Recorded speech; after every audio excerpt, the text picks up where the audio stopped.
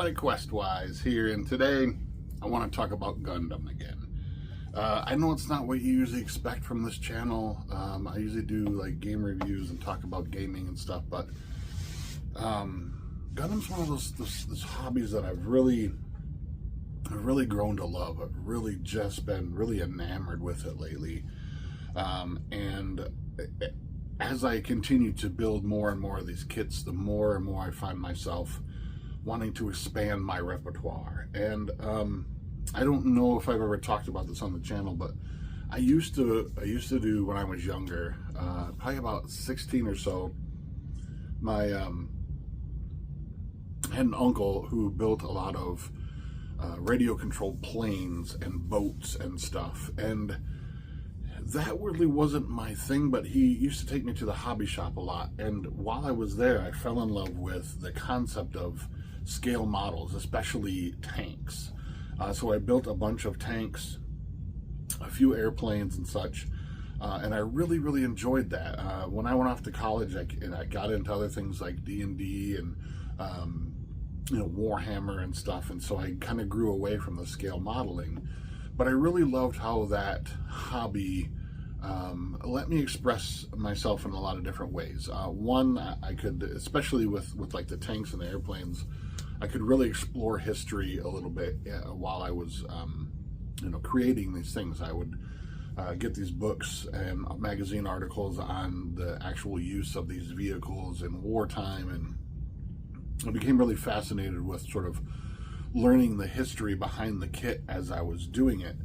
And I got to the point where I began to not just build them, but I began to paint them, and I began to start exploring like weathering techniques, battle damage, that kind of stuff. Those skills actually helped me when I began to start playing like Warhammer 40K and some of those sort of more of like the tabletop miniature war games, because I was able to use those techniques of painting and detailing and weathering to create those, paint those models.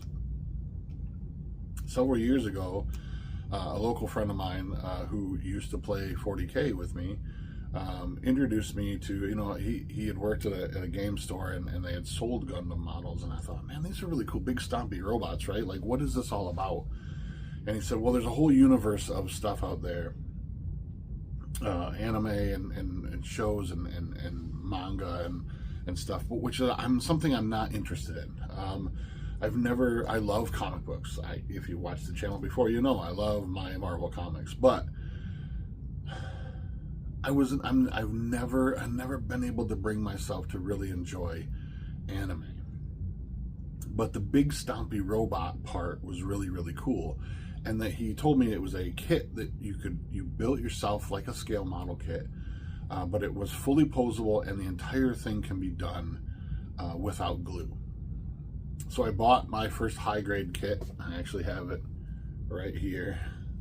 My first high grade kit, and I fell in love. I thought this is really cool hobby, and to date I'm by no means a master of this at all. But I've learned a lot. I've built 6 kits so far, 6 high-grade kits, I should say, and fell in love with the aesthetic of this sort of robotic suit, if you will, right? Giant, stompy robots, but piloted by a human pilot. And I really fall in love with sort of the aesthetic of this thing. And while I think some of the history, especially the history of the hobby itself, but the history of the fictional world or universe is pretty cool, I just haven't been able to really enjoy the anime much. But I really have fallen in love with the aspect of building these figures. And I started off with the kit, and I put it together, and I thought, man, this is really cool. I've done 6 high-grade kits, and if you know anything about Gundam, the kits are divided by different grades. So there's high grade, there's real grade, there's master grade, there's perfect grade, there's entry grade. And so I did the high grade, which was recommended to me. Those are the sort of, they're 1/144 scale if you're a modeler at all. you'll know that that's that particular sort of size. They're about, I don't know, 6 to 7 inches tall, maybe 8 inches tall on some of them, and built it straight out of the box. After I built my third one, I went back to this one because then I decided I wanted to explore panel lining, which I had done in some kits before, as far as scale model kits go, within tanks and stuff. So I bought some Gundam panel lining pens, and decided to use this original one to panel line with. And while you probably can't see it much on video, it actually might look really good on video. I very heavy-handed with this, and I didn't really know what I was doing, and I was like, wow, that's from a distance, arm's length, it looks really great, but looking at it up close, you're like, this is really bold, really thick panel lines, and that was an experience that I got to learn from. Recently, during a sale at Hobby Lobby, I was able to grab my very first master grade. So the box, as you can see, is rather huge. I'm almost finished with this one. This is the Zeta Gundam prototype Warframe mobile suit. Very, very cool experience to build. A lot more detail, a lot more complexity when it came to the model itself, but also a much larger scale. And I don't have it in front of me. It's on my build table right now. Finishing up, I have the frame complete. I have the entire body complete, but I'm working on sort of the backpack and accessories right now. One of the things I learned, though, over my time of building is that you should always have a kit as backup ready to go, right? The backlog, as they call it in some of the channels, Gundam or Gunpla builders channels. So while I picked up that Zeta Gundam and have been working on it for a couple of weeks now, it's actually taken me quite some time to build this. I decided to go grab this the other day, the Destiny Gundam from Cosmic Era. So this is a high grade. As you can see, the box is as far as you can tell the difference between grades go, right? High grade versus master grade. Like, this box is massive with lots of runners or sprues, whatever you prefer to call them. This one has quite a few as well too, but it's mostly because of these crazy plasma wings or whatever you want to call them. Again, I don't know the lore very much other than what I've sort of researched. But one of the things that I found really fascinating about this hobby is that there is a lot of background history and a lot of lore built into this whole thing. It's been around since like the late 70s. So, you have these different, you have your sort of, your basic timeline, I guess, or universe. And then you have all these sort of offshoot, multiverse things if you're a fan of like Marvel and stuff.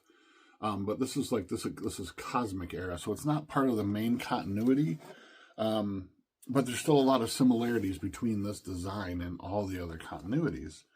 But what I found is that there's a very sort of almost realistic, when you're building tanks, right? Tanks have designations and such. The Panzer IV or the Churchill or the Patton tank. But depending on, say, what type of armament it had included in it, it would have a different designation. And all of these have that in particular, which I found very fascinating. So there's the Zeta Gundam, but then there's also this Destiny Gundam is the ZGMF X42S Destiny Gundam. Right? There's almost like a military designation to these. And so it really got me wanting to sort of grow. Now that I have sort of the basics of model kits, the Gundam kits themselves, and each one of them has a lot of similarities as far as design and engineering goes. There's a lot of stuff that's very similar across the board. The polycap method, and it's not a universal thing, but the idea that you have these polycap kits which are soft rubber pieces that are used for joints, because these are fully posable, which I found was really, really cool, right? Like these um, are completely posable, and you can do all sorts of crazy stuff with them. And it's because of that polycap system that they use that enables you to be able to maneuver them and manipulate them in such a way. But because of this sort of military designation, I want to start to fall back on some of my scale modeling skills that I haven't used for years, some of my Warhammer 40K skills that I haven't used for years, as far as like painting, as far as like weathering and battle damaging some of this stuff. And what I found was really interesting is that each sort of Gundam itself, or Zaku, or whatever, you know, type of mobile suit you have, they all have sort of variations within the theme, or within a certain sort of model. There are variations of, say, armament, or accessories of things of like flight packs and wings and shields, as opposed to like beam sabers, which are really just lightsabers, but you know, bazookas and beam cannons and all these pistols. There's a whole variety of different sort of designations of what they're sort of created to do. They're either a close combat designation, or they might be a long range thing. There's a Gundam Heavy Arms, which has huge, you know, like missile launching pods and stuff on it as well. So a much more long distance sort of fighter than it is sort of a close combat sort of big stompy robot, right? So what I wanted to do is I wanted to start sort of exploring a little bit more. So I've gotten comfortable with panel lining. I've gotten comfortable with sort of etching my own panel lines if I want a little bit different detail. I've gotten more comfortable with decals and water slide transfers, dry transfers. I've used a bunch of those kinds of things, and especially with this master grade, right? I have a bunch of decals I want to put on this thing that make it just feel like I didn't do hardly any on this thing. A few stickers here and there, but huge amounts of detail with designation numbers and you know, warning symbols where the jump jets and stuff are, or your booster jets or whatever. But I wanted to start exploring a little bit more weathering techniques, and I wanted to explore, you know, I wanted to feel that sort of do a kit where it had lots of grime, like it's been in the battlefield for a long period of time.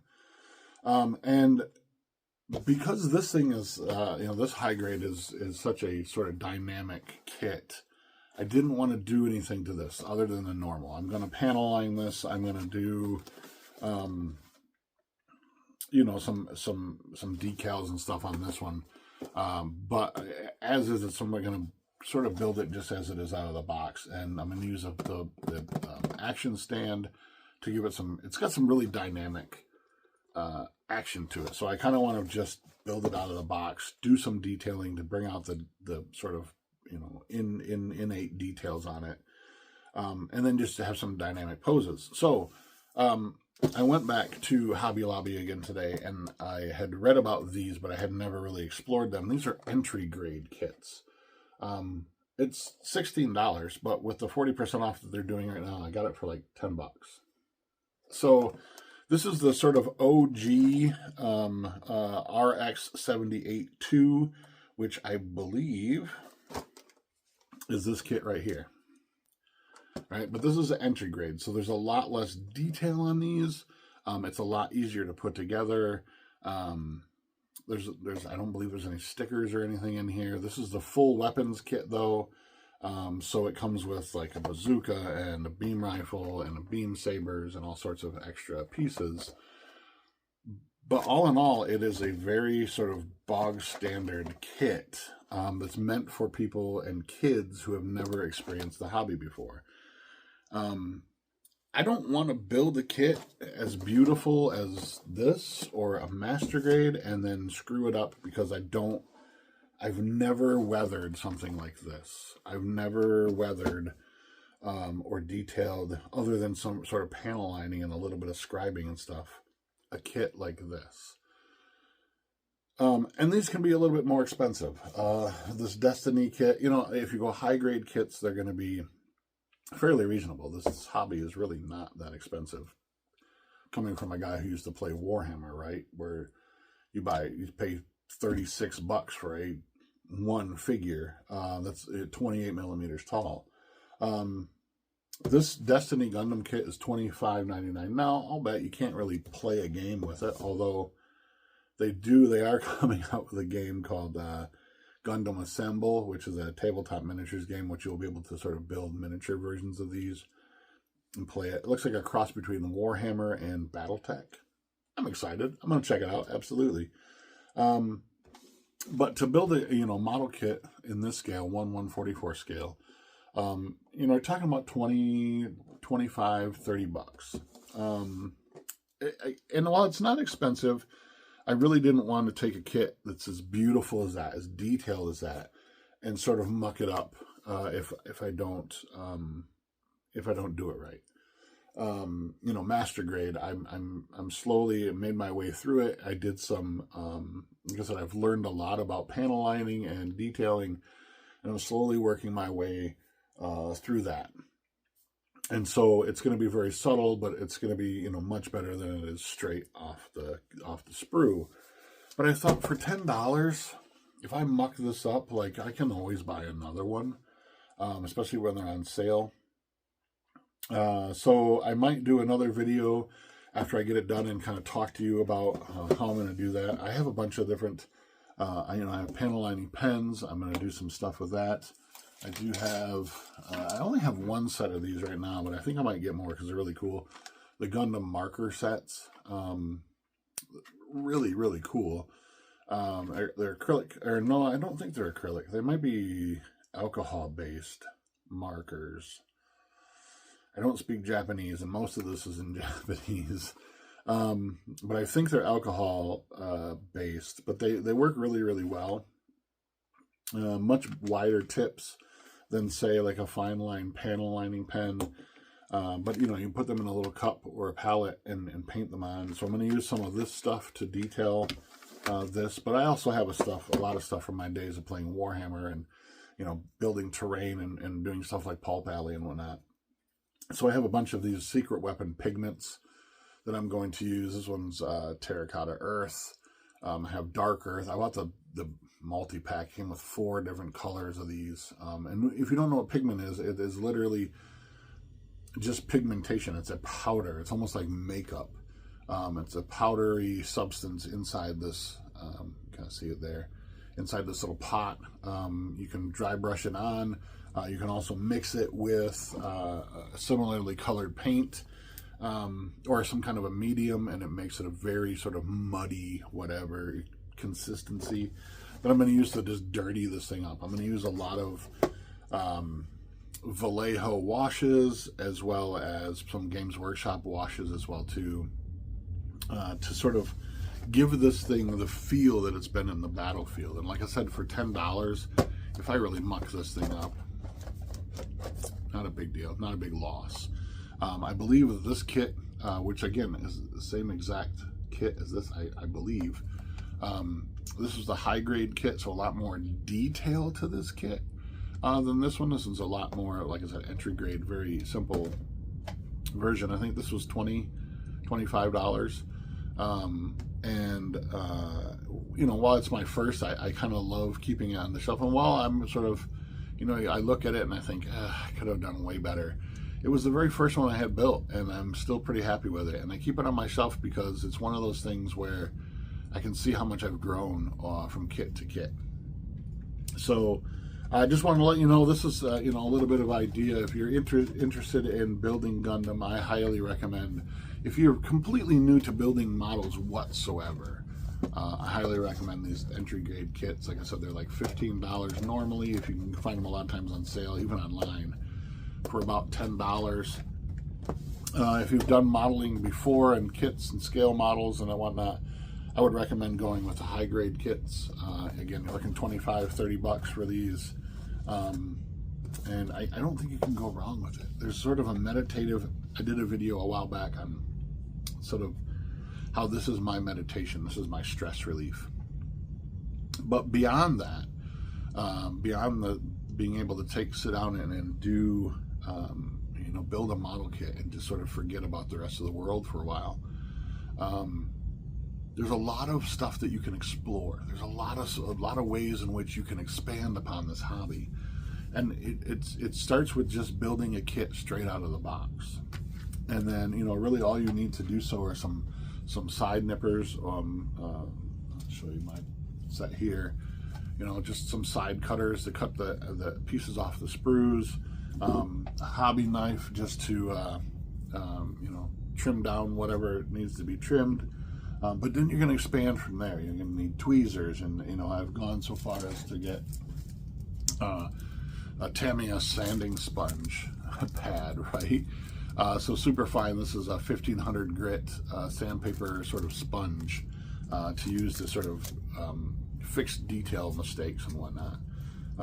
But there's so much room to explore within this hobby itself.